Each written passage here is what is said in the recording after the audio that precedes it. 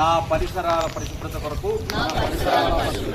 ప్రతిరోజు కొంత సమయం కేటాయిస్తానని నా వంతు కృషిగా స్వచ్ఛత కార్యక్రమాల కొరకు శ్రమదానం చేసి పరిశుభ్ర ఆంధ్రప్రదేశ్ ను సాధించే సంకల్పానికి కట్టుబడి ఉంటానని ఈ రోజు పరిశుభ్రత గురించి నేను వేసిన ఈ ముందడుగు ఆంధ్ర రాష్ట్రాన్ని పరిశుభ్రంగా ఉంచుటలో సహాయం చేస్తుందని నమ్ముతూ ఈ రోజు నుండి నా తోటి వారికి కూడా స్వచ్ఛతపై అవగాహన కల్పించే దిశగా ప్రయత్నిస్తానని భవిష్యత్తు తరాలకు ఆరోగ్యవంతమైన సుభిక్షమైన ఆనందకరమైన ఆంధ్ర రాష్ట్రాన్ని నిర్మించడానికి నాతో మొదలైన ఈ నిర్ణయం ద్వారా నా రాష్ట్రాన్ని స్వర్ణాంధ్ర స్వచ్ఛాంధ్రగా తీర్చిదిద్దేటట్లు నా వంతు కృషి చేస్తానని ప్రమాణం చేస్తున్నాను. అందరికీ నమస్కారం అండి. కర్నూలు జిల్లాలో ఆపరేషన్ క్లీన్ స్వీప్ సక్సెస్ఫుల్గా పూర్తి చేసుకోవడం జరిగింది and it's a continuous process.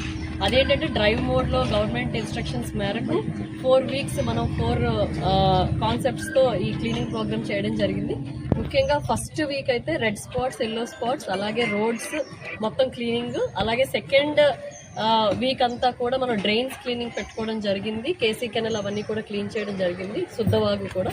అలాగే మూడో వారం ఏంటంటే మెయిన్గా బల్క్ వేస్ట్ జనరేటర్స్ ఎవరైతే మనకి 100 kgs కన్నా ఎక్కువ చెత్త డైలీ ప్రొడ్యూస్ చేస్తున్నారో వాళ్ళందరూ కూడా ఏదో వాళ్ళే క్లీన్ చేసుకోవడం కానీ లేదు మనకిస్తే మనం ఆ ఫీజు ఎంతైతే మనకు ఆ ట్రీట్మెంట్కి అవుతుందో that solid waste and liquid waste, so ఆ ట్రీట్మెంట్కి కూడా మనం మెయిన్గా ఆ ఫీజు కలెక్ట్ చేయడం జరుగుతుంది. ఇదే కాకుండా థర్డ్ వీక్లో మనం ఈ రెసిడెన్షియల్ కాంప్లెక్సెస్, కమర్షియల్ కాంప్లెక్సెస్ ఎక్కడెక్కడ ఉన్నాయో అవన్నీ కూడా క్లీన్ చేసుకున్నాము.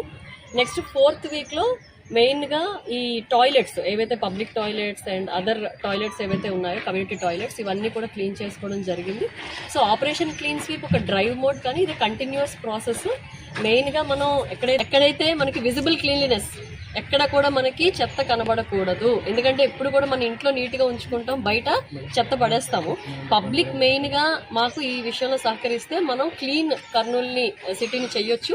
మనం ఎక్కడికైనా టూరిజం ప్లేసెస్కి వెళ్ళేటప్పుడు ఎంత క్లీన్గా ఉంటే మనం అంతా ఆ ప్రదేశాన్ని ఇష్టపడతాము, వాళ్ళ మీద అంత గౌరవం మనకు పెరుగుతుంది. కాబట్టి పబ్లిక్ కూడా ఈ విషయంలో సహకరించాలి.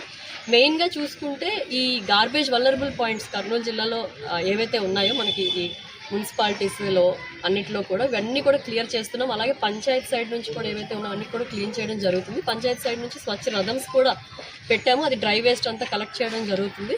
ఇదే కాకుండా మెయిన్గా ఇక్కడ చూసుకుంటే లెగసీ వేస్ట్ ఏదైతే ఉందో లెగసీ వేస్ట్ చాలా వరకు క్లీన్ చేయడం జరిగింది. తర్వాత ఇప్పుడు integrated solid waste management plant కూడా ఆల్రెడీ స్టార్ట్ అయ్యింది అండ్ ఎంఆర్ఎఫ్ ఇది కూడా చేస్తూ ఉన్నారు. దాంట్లో మనకి ఏదైతే వేస్ట్ ఉందో అది రీసైకిల్ చేయడం అవన్నీ చేస్తున్నారు. ఇదే కాకుండా 15 మెగావాట్తో వేస్ట్ టు వెల్త్ ప్లాంట్ కూడా ఇప్పుడు స్టార్ట్ అవుతూ ఉంది. ఆల్రెడీ వర్క్ ఆర్డర్ కూడా ఇచ్చారు. మెయిన్గా మన కర్నూలుకి సంబంధించి చుట్టుపక్కల ఉన్న అన్ని మున్సిపాలిటీస్ కవర్ చేసుకుంటూ ఆ 15 మెగావాట్ ప్లాంట్ ప్రతిరోజు మనకు ఫర్ ఎగ్జాంపుల్ ఇక్కడ కర్నూలులో చూసుకుంటే 200 టన్స్ మనకి చెత్త ప్రొడ్యూస్ అవుతుంది. ఆ 200 టన్స్ కూడా అవి ఇచ్చేసుకుంటూ ఇంకెప్పుడు కూడా లెగసీ వేస్ట్ ఉండకూడదు, ఎందుకంటే సాలిడ్ వేస్ట్ మేనేజ్మెంట్ రూల్స్ 2026 ప్రకారం ఆనరబుల్ సుప్రీంకోర్టు ఆర్డర్స్ ప్రకారం ఎక్కడ కూడా డంప్ చేయకూడదు, లెగసీ వేస్ట్ అనేది ఉండకూడదు. సో వేస్ట్ని ఇమీడియట్గా మనం ప్రాసెస్ చేయగలగాలి, ఎందుకంటే ఇప్పటివరకు చాలా లెగసీ వేస్ట్ మనం ఎప్పుడెప్పటి నుంచో వాడిన చెత్త అంతా మనం పెట్టుకున్నాము. దానివల్ల చాలా soil pollution, near by water bodies pollution జరుగుతుంది. కాబట్టి లెగసీ వేస్ట్ క్లియరింగ్ అనేది ఒకటి పెద్ద ఎత్తున ఇప్పుడు గవర్నమెంట్ చేపడుతూ ఉంది.